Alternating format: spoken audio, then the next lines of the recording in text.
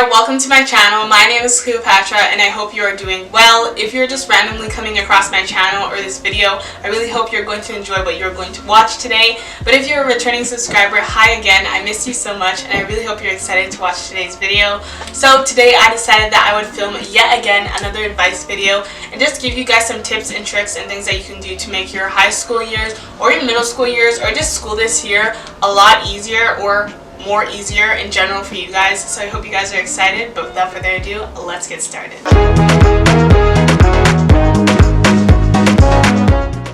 And before we get started, I just wanted to quickly mention that some of the tips that I'm going to be going over are going to be overlapping the same tips that I did in my other videos. So if you guys want to combine all these tips together, I will have it linked up below in the eye and you can definitely click on that. But the first tip that I have for you guys is that first impressions matter. Whether you're going to a new school or whether you're going to the same school with brand new teachers, it is so important to make it look like you are a hardworking and diligent student even though you're not. Because if you portray that type of student, your teacher will be more lenient with you when it comes to marking, for example, or when it comes to handing assignments in late, and this can also result to grade boosts at the end of the semester or just throughout your semester. And also, if you make it look like you are a hardworking student, you'll just develop a better relationship with your teacher and it'll just make your school year a lot easier and a lot better. And hopefully by doing this, you can actually begin to start practicing the same characteristics, not characteristics, but like the same behavior of like a hardworking student.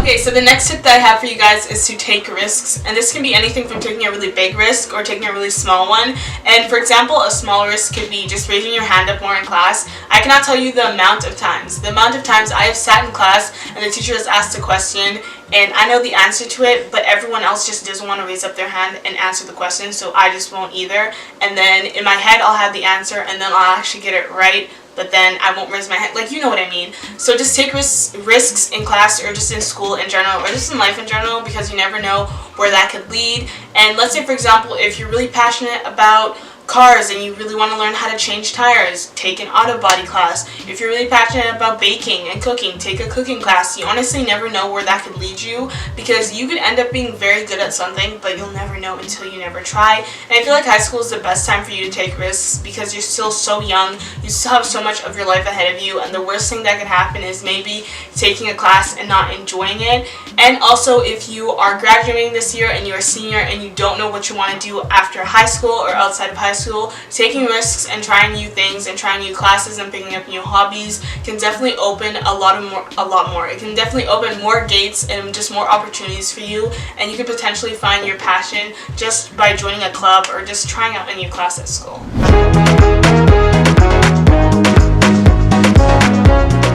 Okay, so the next tip that I have for you guys is to get involved in your school, because your school doesn't put on these school activities for no one.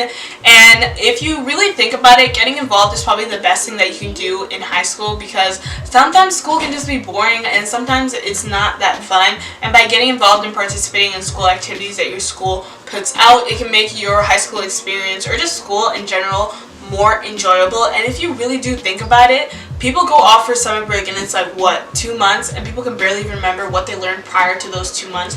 So what makes you think you're gonna remember what you learned in high school 5 years down the road? I mean, like, yes, you are gonna remember what you learned. You're probably gonna remember maybe 80% of what you learned, but most of the time when you look back at your high school years, or let's say if you're in middle school and you look back at your elementary years, you remember, obviously you remember what you learned, but most of the time you remember all the fun experiences and all the fun and amazing and cool trips and cool things that you did in class. I even notice this when I talk to my friends, when I talk to people who are older than me, when I tell them what's their most memorable thing about their childhood or what they did in school, they always bring up a fun experience or something cool that they did in class. So make sure you get involved in high school, and yes, they may not be the best years of your life, but when you look back at your high school years, you want to remember all the fun things that you did.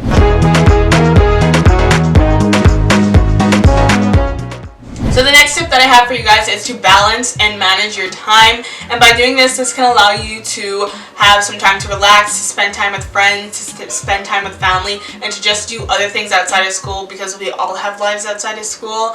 And also by working on your time management skills and brushing up on your time management skills when you are still a teen and when you are still in high school, this can allow you to learn from your mistakes and learn what works for you and what doesn't, so then when you grow up, your time management skills can be a lot better, because managing your time is so crucial and is so important. And I feel like once you have once you have really good time management skills, I feel like that is one of the formulas or something that can really help you become very successful when you grow up and just in your life in general. I said this once and I'm going to say it again. Don't pull all-nighters. Make sure that you at least, if you can't get 8 hours of sleep, try to get maybe like 6 or 7. And I know, as I said before in my other video, there are going to be days where you're not going to be able to get a full 8 hours of sleep. So make sure at least you make up for your lost hours of sleep, whether that's coming home and taking a nap, or maybe taking a nap on the bus ride to school, or maybe if your parents are driving you to school, taking a nap in the car. But again, make sure you just get your sleep, because when your brain is healthy and it's functioning properly, it is so much easier for you to retain information, it's so much easier for you to study, and just for you to function and think properly as a human being.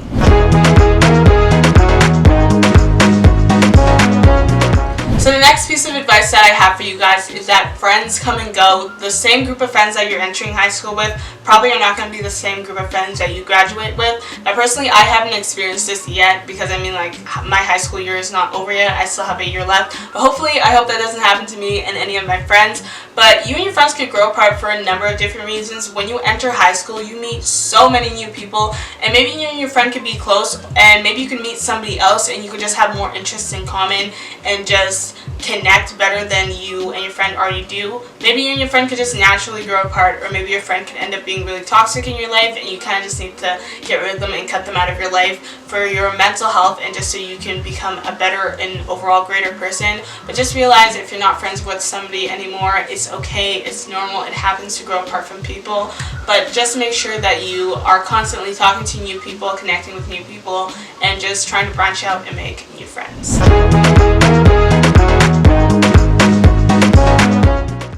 So the next piece of advice that I have for you guys is that change is inevitable. You are obviously going to be changing as a human being, and you're going to be liking different things, and it's just all a part of the process of growing up. Because if you're not changing as a human being and as a person, that's just not healthy and that's not okay. And just realize that as you start to grow up, surround yourself around the right people, because if you do, this can promote for positive change and good change and allow you to change for the better and to just grow as a better human being. But if you surround yourself around the wrong people, this can definitely just screw you over, this can just mess you up, and it can end up changing you into a very bad person. So just remember, change is okay, everyone is going to change, and it's just all part of life and just the process of growing up.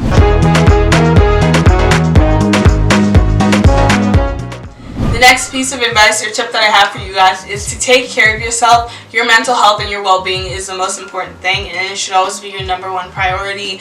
Make sure you are always happy, make sure you are always healthy, and make sure you are always feeling well. If you are not feeling okay, make sure you talk to an adult or you go see the guidance counselor at your school, because if you yourself are feeling amazing, if you are in a really good state of mind, it will really show through your schoolwork, your life, and just your personality in general. And make sure you at least take 1 hour once a week to just spend time with yourself, or to just reward yourself for working really hard, because school can be really hard and very stressful, and just make sure to reward yourself for all the hard work and stress that you're putting yourself through.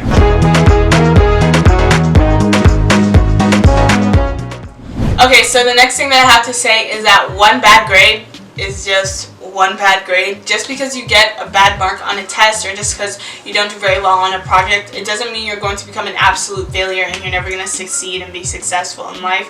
There could be a number of reasons why you didn't do good on your last test or your last project. Maybe you just didn't study as hard as you did on your test or for your test. Maybe you were scrolling through Instagram when you were supposed to be studying, because I'm pretty sure we've all been there. Or maybe you were just having a really bad week and you just weren't able to study and focus as much on the topic that you were supposed to study study for.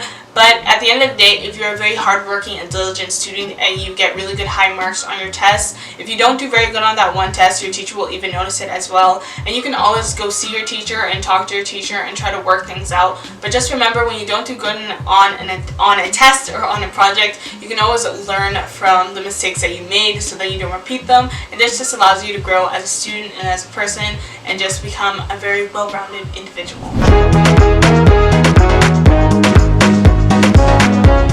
So the last piece of advice that I have for you guys is that your grades matter. You are now at a point where if you get a C or if you get a D or maybe if you fail a test, this could really affect your mark. And I know it kind of contradicts to what I said previously, but I just want you guys to hear me out and realize that when you're in high school, universities and colleges are starting to look at your grades, and this will determine whether you're going to actually make it into a certain or specific university or whether they're not going to accept you. But at the end of the day, you also have to realize that your grade is just a number and it doesn't define your capability or how successful you are.